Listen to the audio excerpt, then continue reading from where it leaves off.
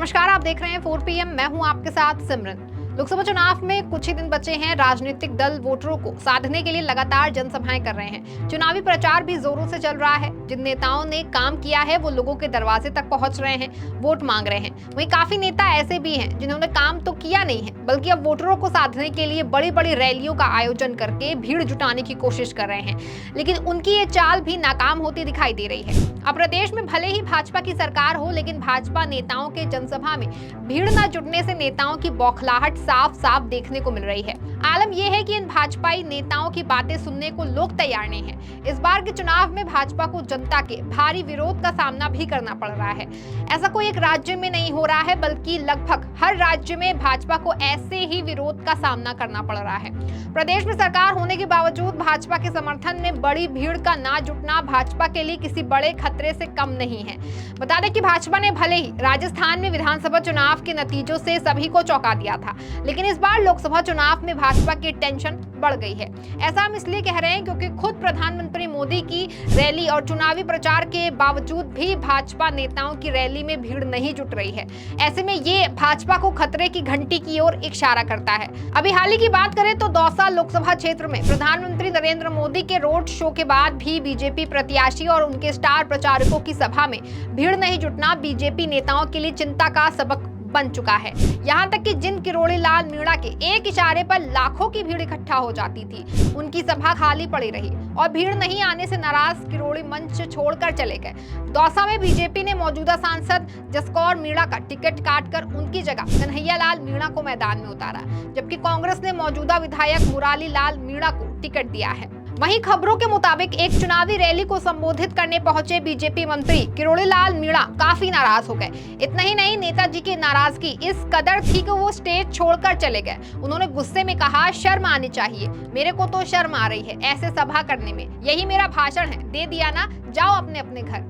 इस खबर ने तूल तो तब पकड़ा जब राजस्थान कांग्रेस की ओर से शेयर किए गए इस वीडियो में दावा किया गया कि सभा में भीड़ नहीं जुटने की वजह से मंत्री नाराज हो गए और सभा को संबोधित किए बिना ही चले गए। मंत्री वीडियो में ये कहते हुए दिख रहे हैं कि मुझे शर्म आ रही है ऐसे सभा करने में, और वे बिना भाषण दिए ही चले गए। वहीं दूसरी ओर इससे संबंधित एक राजस्थान कांग्रेस के अध्यक्ष गोविंद सिंह डोटासरा ने भी शेयर किया है। पहले आप वो वीडियो देखिए। शर्म आनी चाहिए तुमको, मेरा को शर्म आ रही है ऐसी सभा करने से, यही मेरा भाषण है, जाओ अपना अपने घर, दे दिया ना भाषण, चला मुंडली बार बार बुला तुम।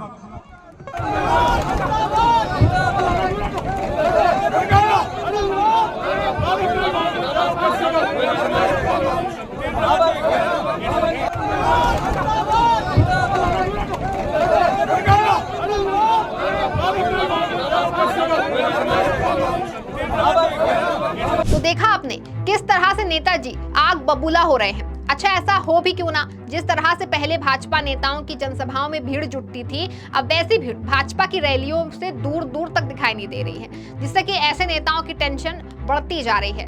दौसा में बीजेपी ने मौजूदा सांसद जसकौर मीणा का टिकट काटकर उनकी जगह कन्हैया लाल मीणा को मैदान में उतारा, जबकि कांग्रेस ने मौजूदा विधायक मुरारी लाल मीणा को टिकट दिया है। दरअसल इस दोनों नेताओं की जाति एक ही होने के कारण भी भीड़ में ये अंतर देखने को मिल रहा है। प्रत्याशी एक ही जाति से आते हैं, लेकिन यहाँ लड़ाई जाति के अंदर गोत्र और क्षेत्र तक जा पहुंची है। मुरारी लाल मीणा जोरवाल गोत्र से है और दौसा के मीणा समुदाय में ये गोत्र बहुसंख्यक है। वहीं कन्हैया लाल मीणा का गोत्र अलग है, उनके गोत्र की ज्यादा संख्या बस्ती विधानसभा में है। दोनों के अलग अलग गोत्र ने ये लड़ाई क्षेत्र तक बढ़ा दी है।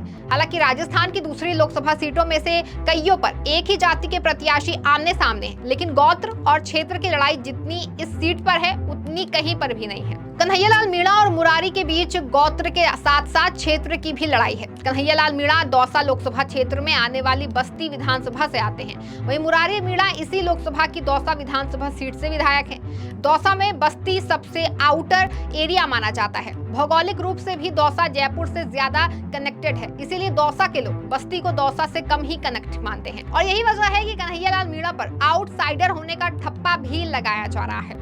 खैर, राजस्थान की सियासी हलचल में अब प्रियंका गांधी ने भी जमकर के प्रचार प्रसार शुरू कर दिया है, जिससे कि भाजपा की परेशानी बढ़ती ही जा रही है।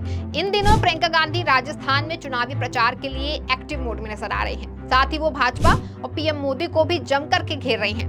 दरअसल अभी हाल ही में एक जनसभा के दौरान उन्होंने पीएम पर जमकर के निशाना साधा। उन्होंने मोदी पर निशाना साधते हुए क्या कुछ कहा है, आप इस वीडियो में देखिए। मोदी जी यहाँ आए, भाषण सुना आपने उनका? नहीं सुना? भाषण सुनना चाहिए सबका, तभी तो पता चलता है कि असली कौन है, नकली कौन है ना? मैं तो सुनती हूँ, मैंने सुना उनका भाषण, मैंने उनका भाषण सुना और सच्चाई यह है कि मुझे उनकी बातें अब हल्की लगने लग गई हैं।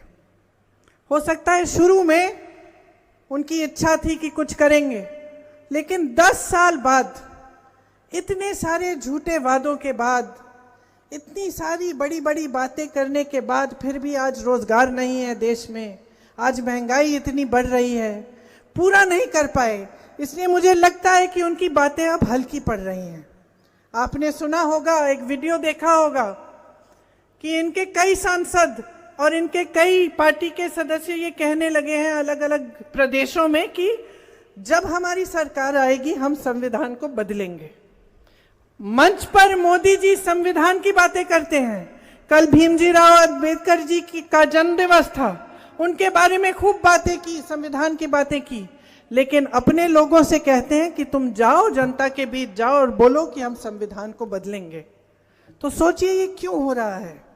ये बातें जो इनके लोग इधर उधर से उभारते हैं, आस्ते आस्ते जनता के मन में डालते हैं, और बाद में जब सरकार आती है तो ये ऐसे निर्णय लेते हैं जो जनता के खिलाफ होते हैं। इस संविधान के लिए महात्मा गांधी जी लड़े, जैसे मैंने कहा आपके पूर्वज लड़े। देश की जनता क्यों लड़ी इस संविधान को बनाने के लिए, आजाद होने के लिए एक साम्राज्य से? क्योंकि इस संविधान में आप सबका अधिकार समान होता है।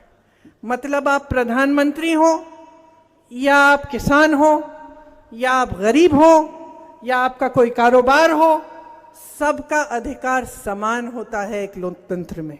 और यही लोकतंत्र है जिसको खून और पसीने से हम सबके पूर्वजों ने बनाया। तो संविधान बदलने की बात कैसे उठती है? संविधान बदलने की बात यूं उठ रही है कि आपके अधिकार छीनना चाहते हैं, और ये इस तरह से करना चाहते हैं कि आपको पता भी ना चले कि हो रहा है। और इसलिए आपको जागरूक बनना आपके लिए बहुत ही महत्वपूर्ण है। वहीं हाल ही में पीएम मोदी ने एक इंटरव्यू दिया, जिसमें पीएम मोदी ने इलेक्टोरल बॉन्ड पर भी बात की। इसको लेकर के तमाम विपक्षी नेता पीएम मोदी और बीजेपी को घेर रहे हैं। इसी कड़ी में राजस्थान के पूर्व मुख्यमंत्री अशोक गहलोत की भी प्रतिक्रिया सामने आई है। उन्होंने कहा कि जो आरोप हम लगाते हैं उनका जवाब पीएम मोदी देते नहीं हैं, वो बहाने बना रहे हैं। पूर्व सीएम अशोक गहलोत ने आगे कहा कि पीएम मोदी इलेक्टोरल बॉन्ड धमका करके, डरा करके, ईडी और सीबीआई का भय पैदा करके अपने पैसे इकट्ठा किए जबरदस्ती। फिर वो ईडी सीबीआई के केस खत्म हो गए, वो जवाब ही नहीं दे रहे हैं। 8,500 करोड़ रुपए इकट्ठा करके उन पर अब सफाई दे रहे हैं। सफाई देने की नौबत इसलिए आई क्योंकि देश में ये एक मुद्दा बन गया। सुप्रीम कोर्ट के आदेश के बाद ये बात सामने आई। अब इस बार जिस तरह का माहौल बना है, इससे एक बात तो साफ है कि चुनावी जीत का अंतर काफी कम रहने वाला है। भाजपा एक तरफ जहां 400 पार का नारा दे रही है, वहीं जनता के ऐसे विरोधों का सामना भी कर रही है। अब इन सब का चुनाव पर क्या असर पड़ेगा, ये तो आने वाला वक्त ही तय करेगा। फिलहाल के लिए इस खबर में बस इतना ही। तब तक के लिए आप देखते रहें 4PM। धन्यवाद।